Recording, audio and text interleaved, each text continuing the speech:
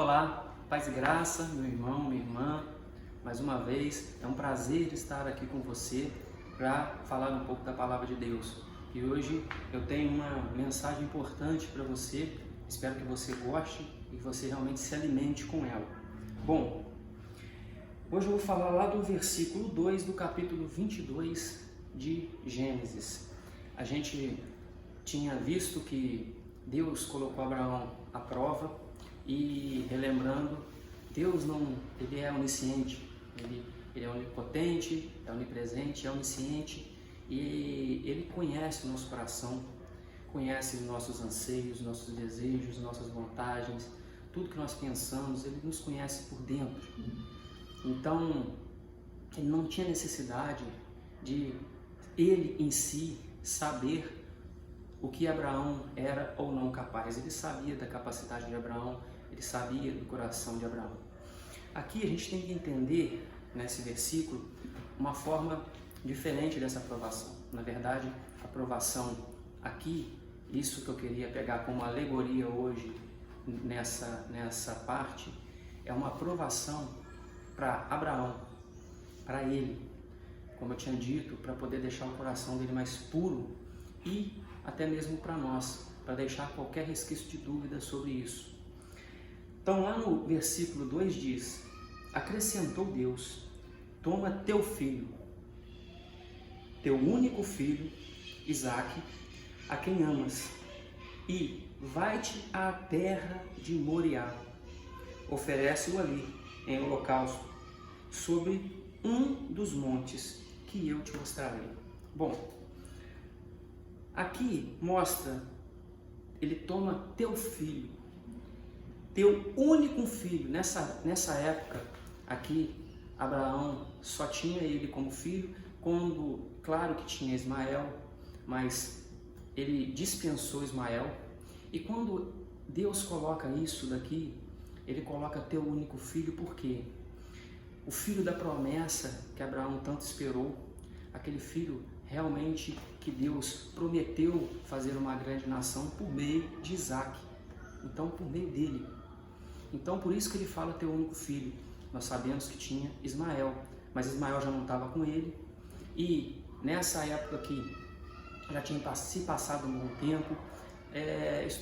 Não está escrito na Bíblia, mas alguns estudiosos falam sobre 20 anos, ou no caso aqui, 25 anos, 33 anos, e tem até um paralelo no caso com Jesus. Então, essa parte não é tão interessante, que se fosse interessante, Deus colocaria para a gente escrito aqui na Bíblia.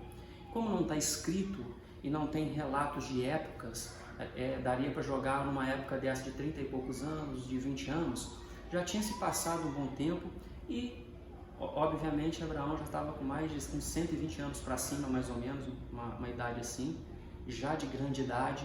E Sara, nessa época aqui, tinha, no caso, concebido Isaque, e antes disso ela estava como estéril.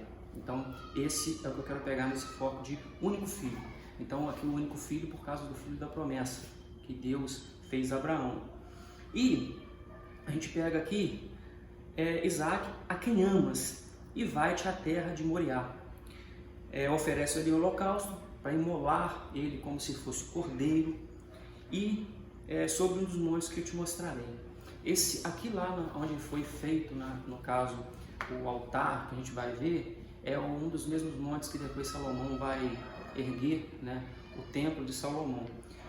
E o que é importante que eu queria passar hoje para vocês, eu vou ficar nesse versículo, é o seguinte: Deus não precisava de pôr à prova o Abraão perante Deus, para que Deus soubesse de algo.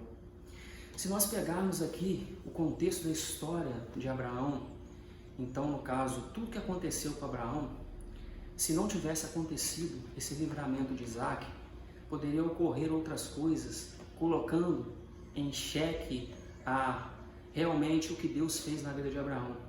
Como aconteceu se nós pegarmos lá com o rei de Sodoma, quando ofereceu todos os despojos da conquista de Abraão a ele, pela vitória e pelo resgate que ele fez lá com Ló e todos, e Abraão recusou aqueles despojos, mesmo sendo direito dele. Era direito, na tradição dos despojos, ficar com ele. Ele se dispôs a não ficar com os despojos. Por quê? Porque ele confiava que tudo que ele poderia necessitar e que ele vinha conseguindo viria de Deus. Ele não precisava dos homens, ele não precisava daquilo para ter riquezas. Para depois, na frente, alguém falar, o rei falar, e hoje a história ser diferente. Que a riqueza não foi dada por Deus, foi dada por causa dos despojos que ele pegou. Isso poderia acontecer. Então, Abraão tinha isso em mente. Mas Abraão, ele, em alguns momentos, ele deixou para olhos que não realmente veem a Escritura com fé de verdade, alguns tipos de desconfiança da fé verdadeira dele, vamos assim dizer. Se nós simplesmente lermos as Escrituras, lermos o que está ali por cima, sem tentar entender o que ela realmente o que ela está passando, pode dar a entender que ele teve um filho com Agar porque não confiasse na palavra de Deus, não confiasse na promessa de Deus. Pegou Ló porque não confiasse da palavra de Deus. Tentou com Eliezer e Damasceno porque talvez não confiasse. Todas essas questões poderia depois vir a gerar dúvidas, até mesmo nos estudos bíblicos de hoje. Poderia ser assim, com os cientistas querendo provar que nada ali foi por Deus, foi por mérito de Abraão e dos homens. Então, esse papel de Isaac é importante, assim como Cristo veio para nós, para poder realmente fazer um novo mandamento. O antigo passa a ser novo com Cristo. O véu se rasgou, então tudo se fez novo com Cristo, com a vinda de Cristo. Assim naquela época foi com Isaac.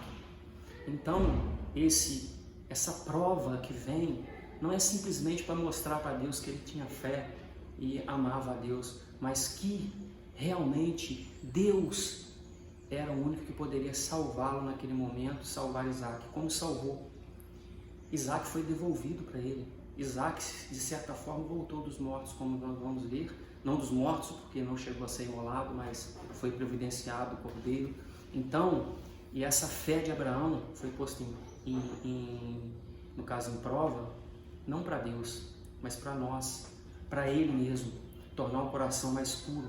E aí foi pedido um único filho, o filho da promessa. Esse filho que ele tinha, que amava. Ele perdeu, ele mandou outro filho, o filho primogênito dele, que era o que teria direito da herança, que era o filho mais velho. A promessa era tão real, sabe, firmada com Deus, que o próprio Deus falou: faça conforme a vontade de Sara. E ele mandou Ismael embora junto com Agar, porque a promessa viria por Isaac. Então ele era o filho da promessa, o único filho verdadeiro, realmente, das entranhas dele, com Sara, que era a promessa de Deus. É isso que aqui vem falando. E a gente pode pegar ainda lá no versículo 37 do capítulo 10 de Mateus, onde está escrito: quem ama seu pai ou sua mãe mais do que a mim, não é digno de mim. Quem ama seu filho ou sua filha mais do que a mim, não é digno de mim. Então aqui Jesus falando isso, que quem ama mais aos seus queridos ou da família não é digno de Jesus. E aí eu vou dizer uma coisa que, então quer dizer que, poxa, a gente não deve amar, amar os de casa, Deus em primeiro e abandonar? Não é assim. Lá no versículo 26 ainda, 26 do capítulo 14 de Lucas diz: se alguém vem a mim e não aborrece o seu pai e mãe, e mulher, e filhos, e irmãos, e irmãs, e ainda a sua própria vida, não pode ser meu discípulo. O entendimento aqui que nós temos não é que nós devemos abandonar a família e seguir só a Deus e seguir as palavras de Cristo. Isso anda em conjunto. Então, nós devemos entender a seguinte mensagem: nós estamos andando no caminho de Cristo. nós estamos andando na palavra de Deus. E isso, por muitas vezes, nos causa certos problemas, certas aflições, certas dificuldades, até mesmo dentro de casa. E quando a gente fala dentro de casa, é porque tem muitas, às vezes, famílias que outros não estão convertidos ou outros não estão seguindo a palavra e se torna esse convívio difícil. O que um quer, o outro não quer. O que um está seguindo, o outro não está seguindo.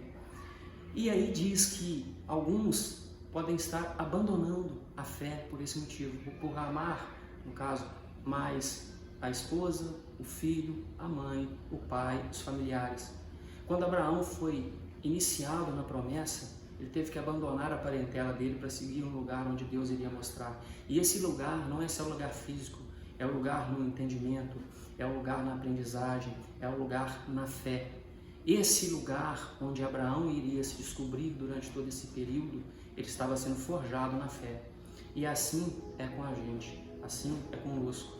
Nós temos às vezes que nos afastar de certos comportamentos, de certas pessoas, de certos lugares, para poder conseguir andar nesse caminho. E às vezes isso não é fácil, porque as pessoas, os lugares e os caminhos são daqueles que estão dentro da própria casa, são os familiares. Então, de certa forma, isso faz um pouco de contenda, gera um pouco de contenda dentro de casa. Então aqui, como fala em Lucas, no caso é essa dificuldade. E na própria carne, aqui ele fala que, no caso, na própria vida, em nós mesmos. Então, gera dor na carne, na gente. E é isso que eu queria deixar para você hoje.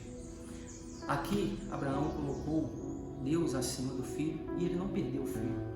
Isso não quer dizer que a gente colocar Deus acima de tudo, nós vamos perder as coisas. Pelo contrário, o nosso pensamento passa a mudar.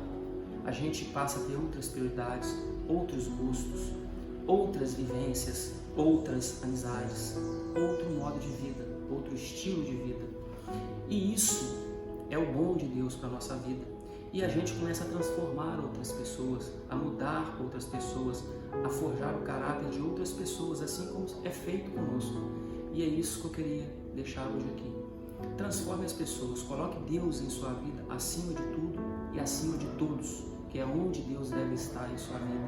Coloque Jesus na sua vida como o verdadeiro Salvador e o único Salvador e o provedor de tudo que você necessita, que Ele deve ocupar esse lugar. Coloque Jesus como seu intercessor entre Deus e você. Não há outro intercessor, não há outro caminho que leva ao Pai senão Jesus. E isso é o que eu queria deixar aqui hoje para você. Coloque Deus acima de tudo. Pegue na mão realmente de Jesus para poder seguir o caminho do Pai, no caso. Então, pegue realmente firme na fé, se agarre na fé e coloque Deus acima de tudo. Assim como foi pedido para Abraão aqui, é pedido para você. Deus quer ter o primeiro lugar em sua vida, Ele não quer o segundo lugar em sua vida. Essa é a aprovação que nós passamos, assim como Abraão. Se ele não tivesse feito essa aprovação, talvez hoje ele não seria dito como pai da fé. E ele foi pai da fé. Ali ele tirou qualquer dúvida que podia ter, tanto sobre Ló, como Agar, Ismael, tanto quando ele deixou a parentela que ele relutou um pouco até o pai morrer. Independente disso tudo, ele tinha fé. Ele tinha fé. E aqui mostra o ápice da fé dele. Então, onde ele oferece o próprio filho e pelo pedido de Deus a ele para em sacrifício. Então é isso que nós temos que ter em mente. E no final Deus provê. No final de tudo, Deus nos proverá. Então quando você coloca Deus acima de tudo, todas as outras coisas vão sendo agregadas em sua vida no momento correto. Tudo tem um momento em sua vida. Deixe que as coisas ocorram na sua vida no devido momento. No momento em que elas devem acontecer. As coisas ocorrerão conforme devem acontecer no momento certo em sua vida. Isso só Deus sabe. Deus, Ele conhece o futuro, nós não conhecemos. Nós não sabemos nem se o dia de amanhã virá para a gente. Isso depende de Deus. O ar que nós respiramos, esse fôlego de vida que nos é dado a cada manhã, Nós devemos agradecer a Deus porque cada dia é um novo dia, cada dia é uma dádiva em nossa vida, cada dia é um presente. Não é à toa que hoje é presente, ontem foi passado. É um presente, nós temos um presente a cada manhã que acordamos, nós temos um presente a cada amanhecer do dia, a cada manhã, a cada novo raiar do sol, nós temos a oportunidade de uma nova vida. E nós temos a oportunidade de deixar as coisas ruins e erradas no ontem, no dia de ontem, para trás e caminhar uma nova caminhada. Deus coloca em nossa frente várias possibilidades.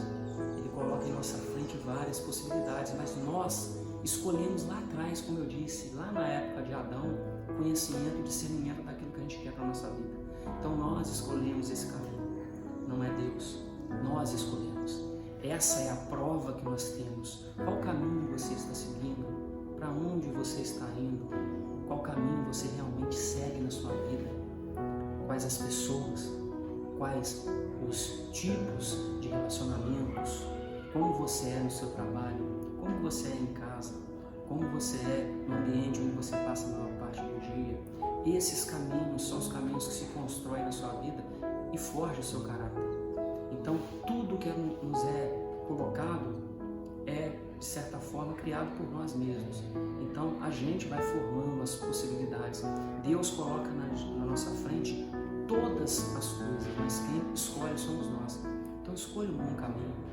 Seja realmente forjado na palavra de Deus, tenha fé e esperança nas coisas de Deus, porque tudo acontecerá no momento correto, seja o que você possa precisar ou estar passando. Então, isso que eu queria deixar para você hoje. E eu peço, como sempre, dê o like no vídeo para poder ajudar aqui no canal. Se você não é inscrito, se inscreva no canal e acione o sino para poder estar recebendo as próximas publicações. Compartilhe o vídeo para outras pessoas, para que também outras pessoas possam compartilhar um pouco da palavra de Deus, né? E isso é o que eu peço para você. E como eu sempre digo, Deus está no controle, Deus está contigo. Um forte abraço.